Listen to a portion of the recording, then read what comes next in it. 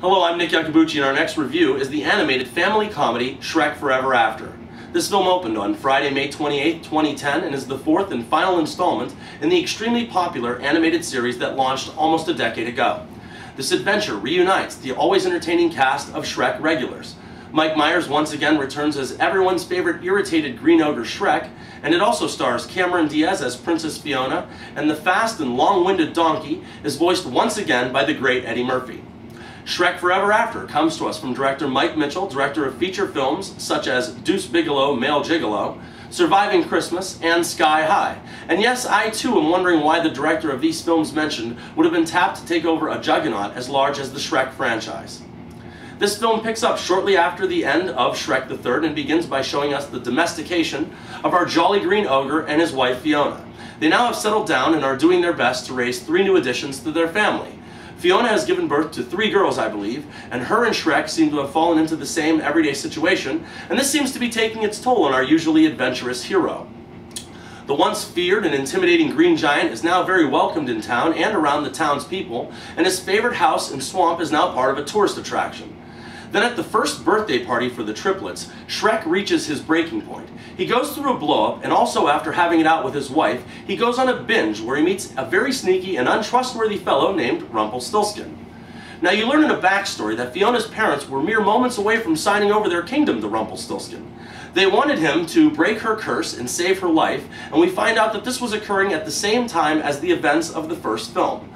However, when Shrek saved the princess, Rumpelstiltskin was left with nothing except a dastardly desire to get revenge on our hero. Now flash forward to our current movie where Rumpelstiltskin has now made a deal with Shrek that he can for one day go back to the way that things were, when he was single, when he was feared, not famous, and as Shrek puts it, when the world made sense. Now in return, Shrek agrees to give one day of his life to the lowly dealmaker, but does not read the fine print. Rumpelstiltskin removes the day that Shrek was born, and because of this, the events that unfold make Rumpelstiltskin the lord and unmatched leader of the kingdom of far, far away. Not only that, it seems everything and everyone has changed right along with it. Donkey does not know or even remember Shrek, and Fiona is the head of the ogre resistance, seeing as they are at war with the humans because there is also no peace in the land as well. There is, however, one way for Shrek to get things back to normal and make things right again. And to achieve this, he needs the kiss of true love once again from Princess Fiona, but he has only one day to accomplish this, and this is quite a tall order for our less than debonair Shrek. Now, I believe that one of the selling points of this film was that it was made in 3D, and the filmmakers knew straight away that they were making a 3D film.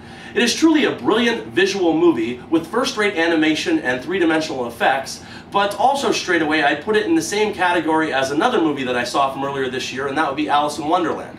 Both of these films were made in digital 3D and both were visual treats, but when that's the best and almost only compliment that I can give each project, that's really hardly saying much at all. You know, right off the bat, Shrek Forever After doesn't continue the adventure of these characters that we've grown to love. It gives us about 15 minutes of one story, then almost an hour of another story, then it goes back to the first part to finish that original take. It's almost as if they had these 2 different Shrek ideas where neither one was long enough to be its own movie, so they just put them both together and went with that. I also think that this is the worst adventure in the progressively declining Shrek franchise. The first was this great piece of original and sarcastic freshness.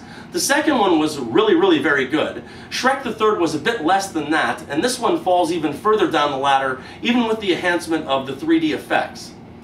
You know, this movie kind of reminded me of Back to the Future Part 2, where everything was turned completely upside down, and it kind of reminded me of From Dusk Till Dawn, with the 2 individual stories fused together, and it kind of reminded me of Jaws: The Revenge, and the fact that you should never make a 4th film in the series. They had pretty much told everything that they had to tell and every part of the story that needed to be told at the end of the 3rd film, but they chose to make this movie just to make it. The filmmakers chose to cash in on the Shrek name, the current overwhelming popularity of 3D imagery, and the extra $3 that goes right along with it. At 1 hour and 35 minutes, Shrek Forever After, in my opinion, can only be classified as okay at best, and comes absolutely nowhere near the caliber of the Academy Award-winning original. My final thought on reviewing the latest Shrek adventure would be, if you're really looking forward to seeing it, I would just go out and purchase the soon-to-be award-winning animated feature, How to Train Your Dragon, because that's something actually worth everyone's time. Only 1 1/2 stars out of 4 in anything but a grand and final swan song for the Shrek franchise. Excuse me. And remember, people, I'm not always right, only when it comes to the movies. And thank you for your attention.